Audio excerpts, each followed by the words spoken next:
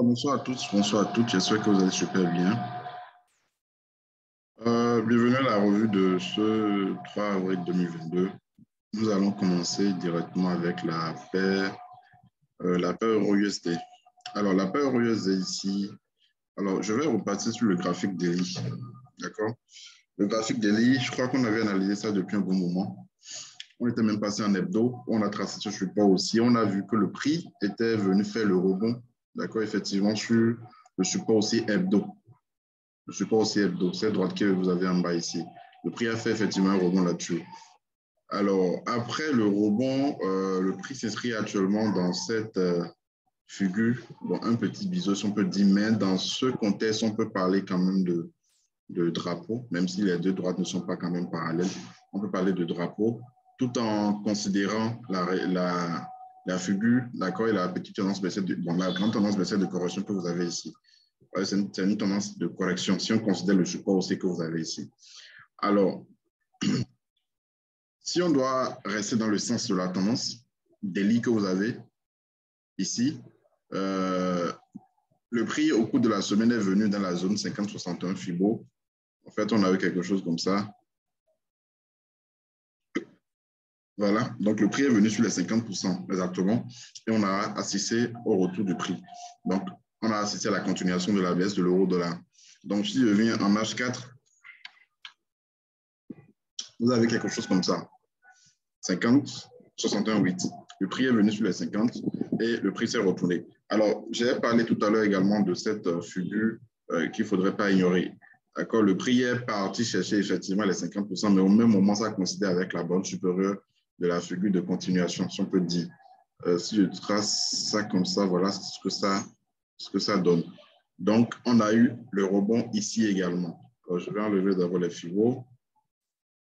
OK. Donc, voilà ce que vous avez actuellement. Donc, au cours de la semaine prochaine, donc à partir de demain, d'accord, nous allons surveiller la figure. Si cassure de la bande inférieure de la figure, donc nous allons assister à la continuation de la tendance baissière, ce qui serait logique. Bien sûr, il ne faudrait pas oublier le support aussi hebdo que vous avez sur l'euro USD. C'est ce support aussi hebdo qui a repoussé le prix. D'accord, c'était le 4 mars, je crois. Donc, le prix est reparti. Donc, même après cassure du support haussier, de ce petit support haussier de la figure que vous avez ici, il faudrait faire attention déjà à ce petit niveau que vous avez et après au support hebdo, support aussi hebdo. Alors, il n'est pas aussi impossible qu'on assiste à un rebond là-dessus, parce qu'on a quand même encore un peu d'espace. Donc, ça peut également faire le rebond là-dessus. Tout simplement, là où le prix est actuellement, on ne peut pas prendre de position. Si on devait prendre la position, c'était depuis. Et je crois que j'ai même envoyé ça le jeudi, je crois. Le vendredi, je ne sais plus trop. J'ai envoyé quand même cette vente-là sur l'euro USD, d'accord, en combinant les fibos et les figures chartistes. Donc, la bande supérieure de la figure de continuation que vous avez là. Alors, donc là, maintenant, si la position n'avait pas été prise ici, ce ne serait pas intéressant de prendre la vente ici. Donc, il faudrait attendre le prix sur la bande inférieure pour chercher à prendre soit un achat, donc ce sera juste une position de bonne tendance, mais avec un petit risque, d'accord? Ou si ça casse le support haussier, là, nous allons chercher à prendre une vente. Bien sûr, ce serait après pullback, ce serait vraiment mieux d'attendre le pullback. Maintenant, comme je l'ai dit, on a un petit objectif ici, donc ce sera probablement un M15. On ira chercher cet objectif et puis après renforcer si cassure de ce niveau pour venir chercher, comme je l'ai dit, le plus bas que vous avez ici qui coïncide avec le support haussier hebdo. Donc, si cassure du support haussier hebdo, on risque d'assister réellement à une très forte baisse de l'euro-dollar. D'accord. Maintenant, il faudrait aussi faire attention à la bande inférieure de la figure qu'on a tracée. Donc, ça. Donc, même après cassure du support haussier hebdo, ne pas négliger cette droite, ça peut revenir sur la droite repartie. D'accord. Donc, on considère la tendance baissière. Malgré la crise ukrainienne et tout ce qu'il y a eu, on a eu un peu de cafouage, d'accord, mais toujours est-il qu'on est toujours dans le sens, d'accord, de la tendance baissière. Donc, ce qui revient au graphique du DXY, le graphique du dollar, où vous avez toujours une tendance haussière. Donc, la consolidation que vous avez eue sur le graphique du dollar, c'est cette consolidation qu'on a eue au sein de cette figure ici. Mais le prix évolue toujours au sein de la figure. Maintenant, il faudrait juste surveiller les bonnes pour trader ou cassure de ces bonnes-là pour prendre toujours des positions. Voilà. Donc, il n'est pas aussi impossible que le prix revienne dans la zone pour venir chercher les 68%. Parce qu'on a déjà vu ça plusieurs fois où vous avez, comment on appelle ça, vous avez souvent, je crois qu'on avait eu ça ici, je crois, hein, je vais voir. Voilà, on avait eu ça ici. Vous voyez le prix, on a eu la correction d'abord sur les 50%. D'accord, vous avez vu ça consolider sur les 50%. C'est revenu et après, c'est revenu toucher les 68% avant de descendre. Donc, il n'est pas impossible. Et très souvent, le retour sur les 68% coïncide avec la droite de tendance. Donc, ce qui fait que ça peut prendre suffisamment de temps. Donc, pendant tout ce temps, c'est la consolidation. Ici, par exemple, c'est novembre jusqu'au 9 février. Ouais, que ça peut prendre du temps. Donc, tout est possible. Voilà. Donc, voilà ce qu'on peut dire pour l'euro USD. Le GBP USD maintenant. Alors, le GBP USD a repris également le sens de la tendance. D'accord, on assiste toujours à la continuation du mouvement baissier. Voilà, bon, je ne vais pas revenir sur ça, sur cette tendance dont on a déjà parlé une fois. Donc, c'est la tendance qui continue toujours. On a eu une correction, effectivement, au cours du mois de mars. D'accord, on a eu cette correction. Au cours de cette semaine, on a eu ça, bien sûr, pullback. Oui, pullback. Le pullback ici, c'était sur 50, je crois. Ouais, c'était sur 50. Donc, c'était sur 50. Ici aussi, c'est un peu parti. Ça peut toutefois revenir sur les 50 ou 61. Là, ça serait bien pour prendre une vente. Au cas où le prix ne reviendrait pas dans cette zone, d'accord, nous allons simplement aller en unité de temps inférieure pour chercher à entrer à la vente là-dessus. Voilà. Sinon, la tendance de fond, elle est toujours baissière. D'accord? Elle est toujours baissière sur le GBP USD. Voilà, on a quelque chose comme ça.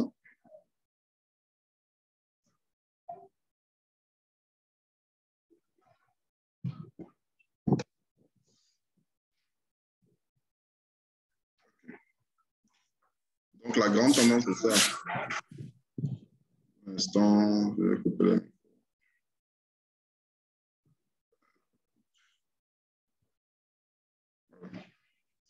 Donc, c'est ça la grande tendance que vous avez, d'accord, ici, sur le GBP USD. Je vais encore enlever ça. Donc, je disais tantôt que il serait préférable de chercher toujours à rester dans le sens de la tendance. Alors ici, je crois que j'avais mal tracé. Bon, je n'ai pas mal tracé.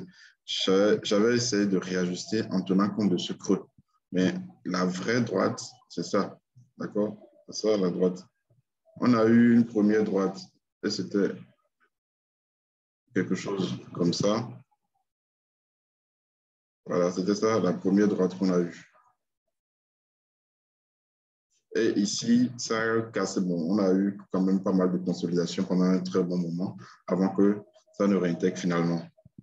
Donc, au finish, je ramène la droite sur le creux qui a été formé ici, en espérant maintenant que le prix revienne effectivement là-dessus. Voilà. Donc, là, ça forme réellement le canal descendant. Je crois bien, parce que je crois bien que les deux droites sont parallèles. Je crois bien que les deux droites sont parallèles. Toujours est-il que ce qui nous intéresse souvent dans ces cas, ce sont les bornes, la borne inférieure, la borne supérieure. Maintenant, au cas où on a déjà loupé ces bornes-là, généralement, on va chercher des points d'entrée, d'accord, au milieu, à l'intérieur. Voilà. Donc, ici, comme je l'ai dit, nous allons chercher le point d'entrée. Bon, on a déjà eu les 50, 60, les 50, oui, les 50 ici. D'accord, on a déjà eu les 50 ici. Ce n'est pas encore trop loin. Donc, je pense qu'on peut toujours chercher à prendre une vente. Maintenant, je disais aussi qu'il serait préférable d'aller en unité de temps inférieure pour chercher cette vente-là. Maintenant, on peut aussi peut-être espérer un scénario de, comme on l'a dit sur l'euro-dollar, où le prix peut revenir chercher les 68 aussi avant de redescendre. Donc, voilà. Mais pour le moment, je crois qu'il est préférable de rester dans le sens de cette tendance-là. D'accord, de rester dans le sens de cette tendance. On avait déjà eu le FIBO, je crois, hein? Donc, ça n'avait pas tout à fait touché les 50% après la correction. D'accord, il arrive des fois où ça ne touche pas, ça ne touche pas votre zone de FIBO et puis bon, ça repart. D'accord, il y aura ces moments-là. Donc, bon, ça peut aussi revenir toucher, c'est possible. Mais toujours est-il qu'il faut chercher, il faut toujours chercher à rester dans le sens de cette grande tendance que vous avez. Parce que depuis un bon moment, c'est ce que ça a fait. Vous voyez, quand ça monte, à un moment donné, ça descend toujours parce que la tendance, elle est baissière. Donc, c'est ce qu'on va chercher à faire, trouver un point d'entrée à la vente sur le GBP USD. Alors, OK, l'euro-dollar déjà, le GBP déjà aussi. Voilà, il y a là eu des USD. Des USD qui, bon, ça a touché la zone, je crois. Ça n'a pas tout à fait touché.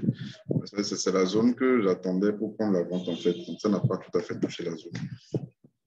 Mais là, déjà, ça consolide. Oui, ça consolide. Bon, ce qu'on peut chercher, selon mon analyse, hein, ce qu'on peut chercher, bon, on va quand même espérer un retour dans la zone. Là, ce serait parfait parce que si vous vendez ici maintenant, le ratio ne serait pas du tout, bon, ne serait pas vraiment intéressant. 0,114,97 avec un stop, je vais voir, le snapshot.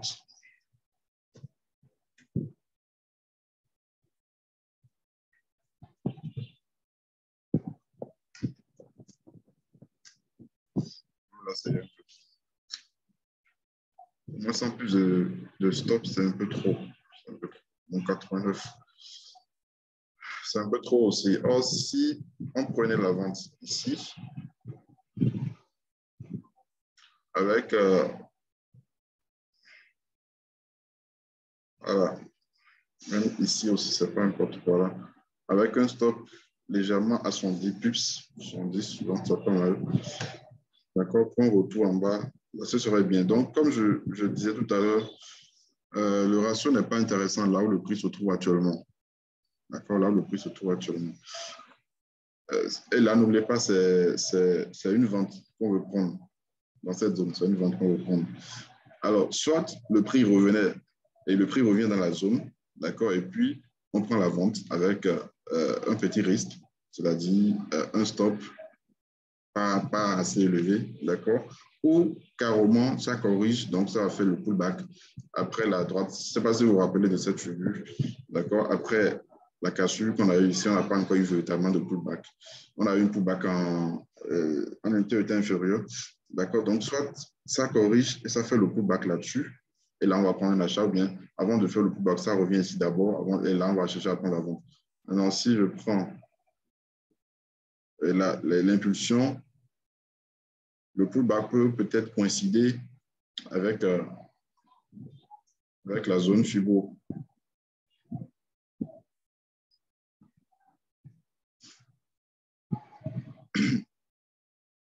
Voilà, ce serait bien. Là, ça va coïncider avec la zone FIBO, avec le support haussier, d'accord, et le pullback également. Donc, on aura trois combinaisons différentes. Si le prix devait descendre, là, ce serait parfait pour un achat. Maintenant, si la hausse doit continuer, là, ce serait une cassure franche qu'on aura à attendre, cassure franche de cette zone-là. D'accord? Et là, si pullback, on pourra prendre un achat pour assister à la continuation. Alors, je vais en daily vous montrer voilà, la tendance que vous avez ici. Donc, même ici aussi, ça ne sera pas bien. Je vais en hebdo. Voilà. En hebdo, voilà ce que vous avez. Alors, cette droite a été tracée depuis les sommets de 2011. Ce que vous voyez donc. Sinon, on peut dire que la véritable tendance qu'on avait, c'était ici. Et ça a déjà cassé pour le bac et puis ça continue. Donc, voilà. Donc, c'est pourquoi je disais tout à l'heure que si le prix cassait la zone que vous avez ici, alors là, on risque d'assister à la continuation du mouvement haussier. D'accord? Mais bien sûr, il faudrait surtout attendre un pullback avant de rentrer dedans. Sinon, on risque de prendre une fausse cachée, en fait. OK. Alors, je vais sur l'AUD NZD aussi. La UDNZD. Alors, la UDNZD également, le dimanche passé, on l'avait analysé et on cherchait un rebond. Je ne sais pas si vous avez suivi. On cherchait un rebond sur la borne supérieure de ce range parce qu'on avait identifié le range là. C'était un H4. C'était un H4. Donc, supérieur, inférieur, supérieur, inférieur. Donc, on attendait le rebond ici. D'accord, on a eu une petite chute, mais après, paf, ça a cassé. Bon, je ne sais pas si vous avez fait le break-even parce que, comme je l'ai souvent dit, après 25-30 pips, il faut souvent faire le BE. Donc, ici, sorti à BE, puis ça a cassé finalement. Et puis, c'est parti. Alors, c'est parti, mais là, vous avez un pullback, un magnifique pullback. D'accord. Bon, moi aussi, je ne l'ai pas pris. Hein, donc, sinon, je crois que c'était le meilleur point d'entrée ici. Là, maintenant, c'est un peu trop parti. Je n'arrive pas souvent à rentrer quand je vois que l'opportunité est déjà partie. En fait, quand l'opportunité, on a loupé l'opportunité, souvent j'ai du mal à rentrer parce que je me dis, voilà, je n'ai pas rentré, je n'ai pas pris la position en bas. Si je prends ici maintenant, ça peut redescendre. Mais si ça va partir après, ça peut redescendre et vous donner une grosse perte latente. Or, si vous prenez totalement en bas, le risque que vous allez prendre, même si vous prenez un gros risque, vous savez qu'une fois que c'est parti, vous faites déjà votre BE et puis c'est fini en fait. Donc, c'est ça le problème. Donc, généralement, quand je rate des opportunités comme ça, je ne cherche plus à entrer dedans. Donc là, maintenant, c'est un peu parti. Parce que ici, 1,0761. Là, on est à 1,0823. Donc, on est déjà à 80 pips de partie. Donc, c'est un peu trop. C'est un peu trop. Si on prenait la position ici, on aura au moins 90, 95 pips comme ça de stop loss. Vous voyez que c'est un peu trop. Voilà. Donc, on peut toujours espérer un retour du prix sur la droite de tendance ici. Là, voilà, ce sera un peu plus intéressant, c'est-à-dire le ratio il n'y aura pas assez d'écart, voilà, entre là où vous allez prendre la position et là où le stop va se trouver. Mais là, ici, c'est un peu trop parti. Donc, on va quand même espérer un retour du prix sur le support haussier, voilà, pour chercher à prendre une position. Maintenant, il est aussi possible pour ceux qui ont de petits objectifs, dans ce cas, d'accord, vous allez en M15. Parce que ici, par exemple, en M15, on avait une opportunité. Pour ceux qui n'avaient pas pris l'achat ici, il y avait une opportunité ici en M15. En M15, si vous partez, vous allez voir qu'on a eu un 61, je crois. Je vais rapidement vous montrer ça.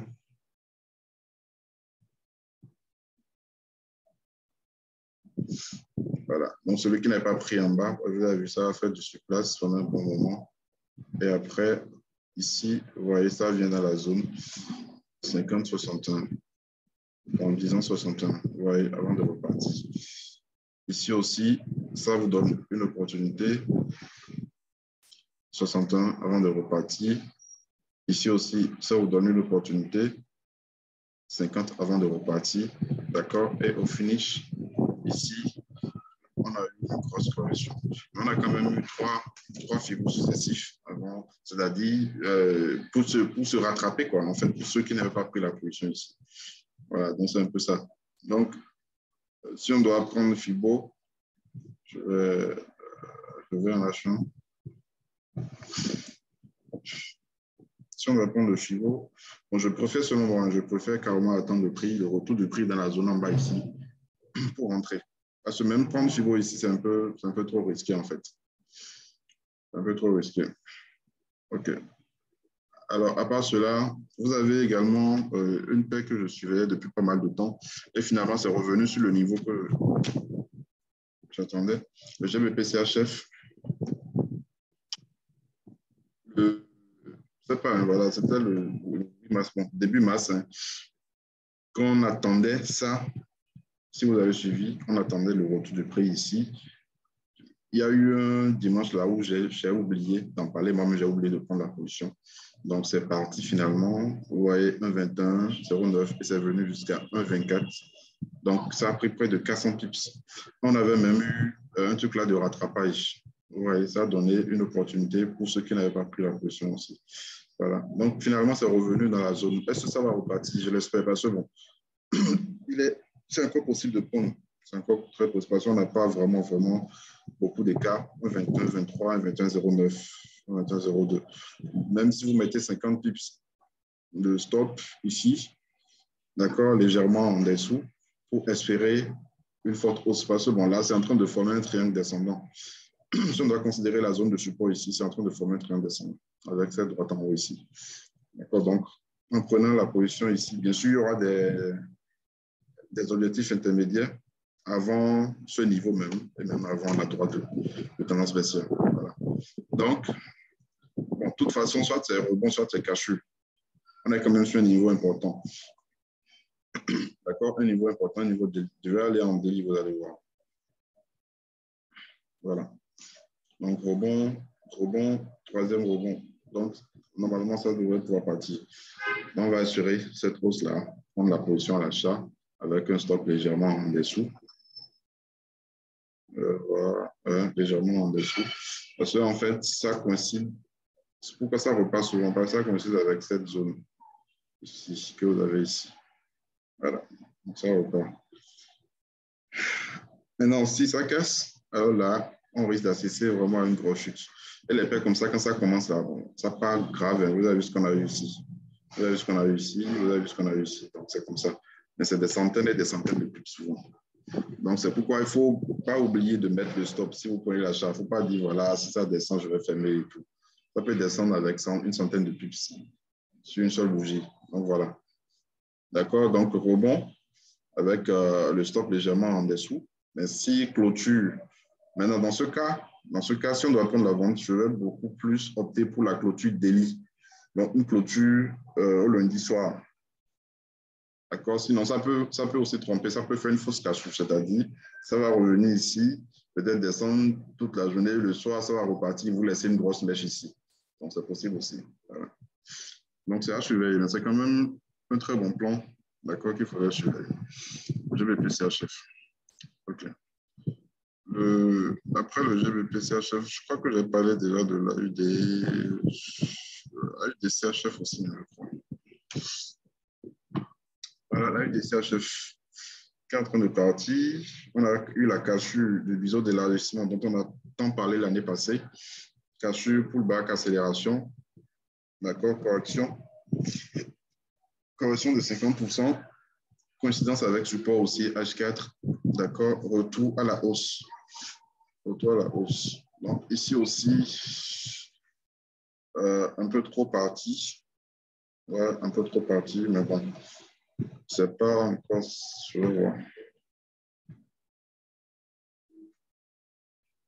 Bon, généralement, l'ouverture du marché, on a souvent de petites corrections bien des caps, hein, donc on peut espérer un retour en bas pour entrer demain. 60 et quelques pips de stop pour 128 pips de gain.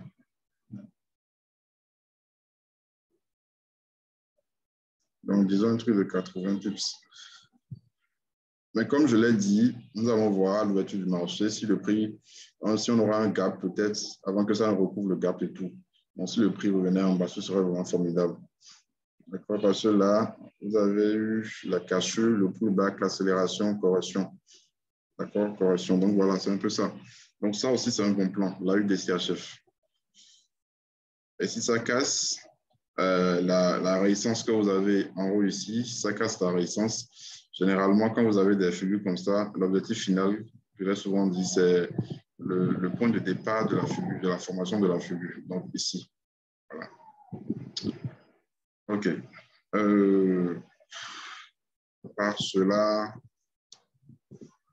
bon, j'ai parlé déjà du GBP USD que je vais réellement surveiller. L'euro dollar aussi, j'ai parlé de ça. AUDCHF, AUDCAD, OK. USDCAD. Bon, l'USDCAD qui est influencé par le pétrole et tout, donc je ne vais pas trop ça. Parce que bon, il suffit seulement qu'il y ait un petit discours de tel ou tel point, c'est tout. Et puis bon, ça va commencer à monter ou descendre et tout. Donc voilà un peu. Donc, quand même, cette semaine, on a eu une réaction sur ce support. D'accord, support important et tout. Est-ce que ça va finalement décoller? Mais si ça décolle, ça suppose la baisse du pétrole, en fait. Alors, actuellement, les pays membres de l'OPEP et plus et tout ne veulent pas augmenter leur production pour faire chuter le prix. Donc, ce qui fait qu'en temps normal, la hausse devrait se poursuivre, en fait, la hausse du pétrole. Donc, et aussi, le truc, c'est que le dollar actuellement est fort. Le CAD est fort. Donc, ça fait qu'on a cette construction que vous avez ici, cette consolidation que vous avez ici. Donc, franchement, je vais pas analyser ça. Je vais pas analyser ça. Je ne vais pas trop regarder ça au cours de la semaine. Parce que bon, ça peut aller à n'importe quel, ça peut prendre n'importe quelle trajectoire en fait. Je vais essayer. Donc voilà. Je parlais tout à l'heure du DNCY. Donc voilà ce que vous avez eu. Ce qui a fait que l'euro USD a repris la baisse. Donc, je trace l'orange. Voilà.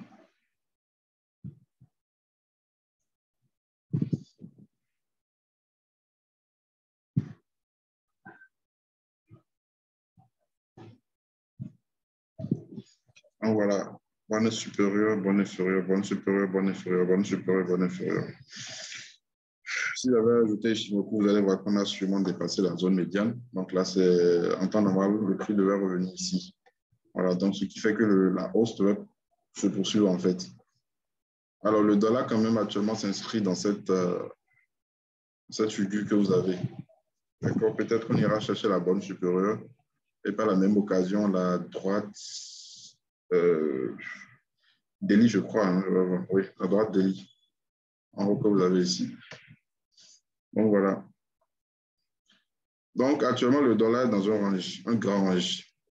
So, vous voyez, un grand range. Donc prudence vraiment sur les paires en USD. Et prudence sur les paires en JPY également. Parce que le JPY aussi, c'est une valeur refuge aussi. Parce que vous voyez, donc, je vais sur l'euro JPY. Voilà, l'euro JPY.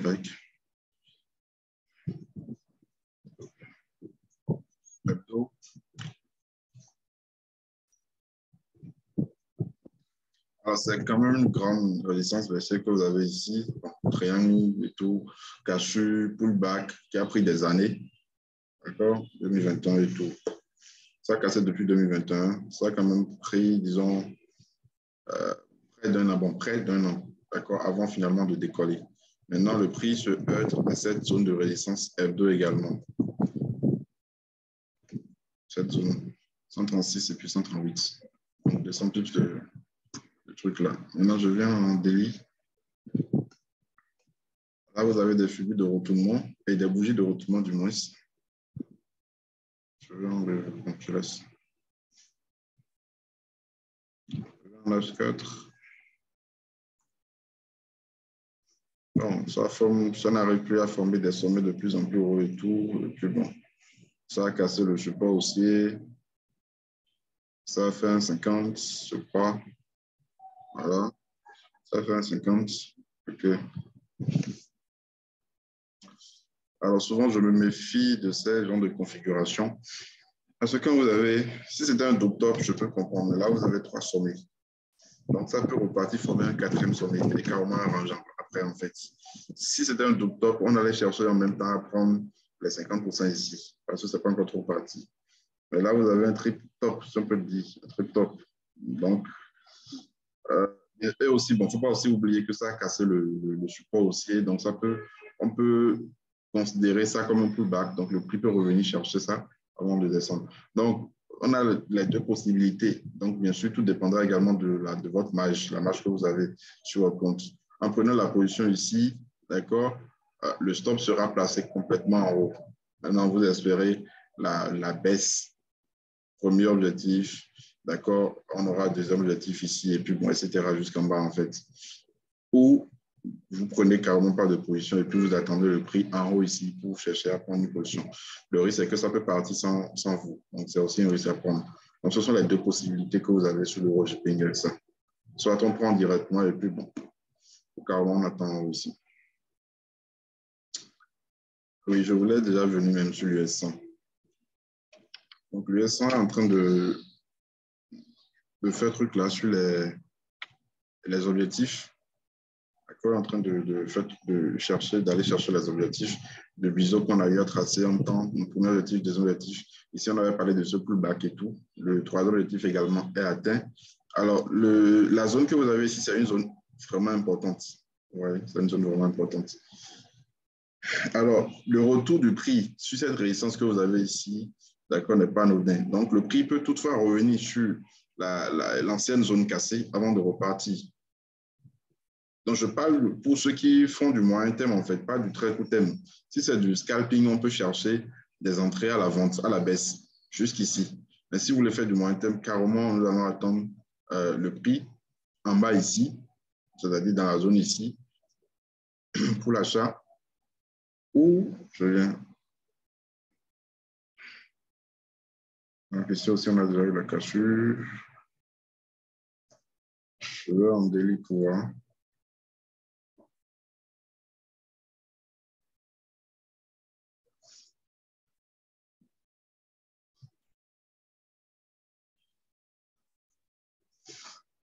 La zone est quand même un peu loin et tout.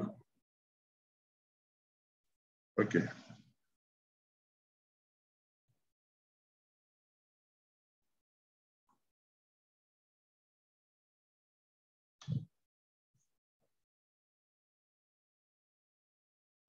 On n'a pas eu de grande correction pour que je puisse tracer à partir du bas. C'est pourquoi j'ai commencé directement ici.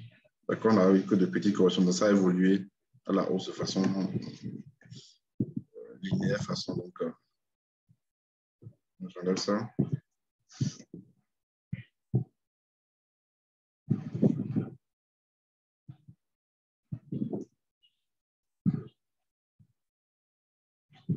$14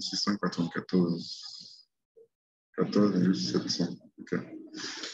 Alors, je maintiens mon analyse, d'accord, du moyen terme, c'est-à-dire attendre le prix en bas ici. Maintenant, si vous voulez prendre des ventes, parce que bon, si on considère la droite ici, ça a quand même cassé la droite. Si vous voulez prendre des ventes, vous allez en M15 et puis bon, même ici, je crois même qu'on a une opportunité de vente. Encore impulsion, correction, impulsion, petite correction, impulsion, une bonne correction ici. Voilà. Donc, même là, on peut chercher déjà à prendre une vente. Voilà. Et comme vous le savez, l'objectif en M15, bon, en unité de temps inférieur, généralement, n'est pas le même objectif que celui qui est en H1, bien en H4, etc. Donc, là, vous savez que, bon, vous avez, si par exemple, on prend une vente ici et que ça devrait chuter, déjà dans la zone ici, on doit rapidement sortir, en fait. Maintenant, si vous voulez, vous avez pris peut-être zéro, bon, supposons que vous avez pris un contrat et tout, bien deux contrats. Ça vient ici, vous fermez peut-être un contrat, vous faites le break-even et puis vous laissez pour annuler le stop du second ici. Voilà. Sinon, généralement, quand vous êtes en M15, l'objectif n'est pas aussi large. Voilà, je ne sais pas s'il y a d'autres questions.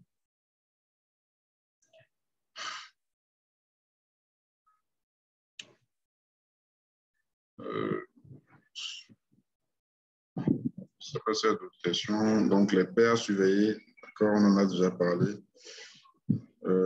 GBP USD, l'euro USD. Quoi encore? Voilà, on a parlé également de l'AUD, d'accord, de l'AUD USD, qui présente une bonne configuration. Le GBP CHF également, très bonne configuration. L'AUD NZD, l'AUD CHF. En tout cas, on a quand même pas mal de bons plans que nous allons surveiller au cours de la semaine. Alors, j'avais évoqué les 100% de bonus ISEM le jeudi passé dans le canal. Bon, cette fois-ci, ce sera un peu différent. Bon, il y aura un séminaire, d'accord, un séminaire ISEM sur les combinaisons, figure chartiste, retracement de FIBO, le 14 mai prochain, mais c'est en ligne. Donc, c'est pour tous les pays francophones et tout, que je vais moi-même animer. Alors, bon, les participants, bien sûr, à ce séminaire auront 100% de bonus sur le premier dépôt. La condition juste pour participer, c'est avoir un compte réel ISEM avec un solde minimum de $25. Un solde minimum de $25. Il y aura un lien d'ouverture de compte, d'accord, affilié au séminaire. Vous aurez plus d'informations d'ici demain ou mardi. Maintenant, pour la promo d'avril-mai de ISEM, bon, avril, je crois, de ISEM, j'aurai plus d'informations demain, si tout va bien. Parce que comme je l'ai dit, ce sera un peu différent. Ce ne sera pas comme avant où voilà, vous déposez et puis vous avez 100% jusqu'à $500. Là, je crois qu'il y aura après dépôt, c'est sur deux volets en fait. Le premier volet, c'est que vous déposez de l'argent sur votre compte et puis vous avez soit de l'argent cash retirable, soit de l'argent en bonus. Voilà. Donc, j'ai eu à discuter avec eux la dernière fois, mais j'aurai plus d'informations dans un mail que je vais recevoir demain. Donc, je vais envoyer les informations d'ici demain sur ça pour ceux qui sont intéressés par le bonus de 100% sur INSEM. Voilà. Donc, si vous avez d'autres questions, préoccupations, vous écrivez directement une sur Telegram. La revue sera disponible tout à l'heure sur la chaîne YouTube. Vous passez une excellente soirée et très bonne semaine de trading à vous.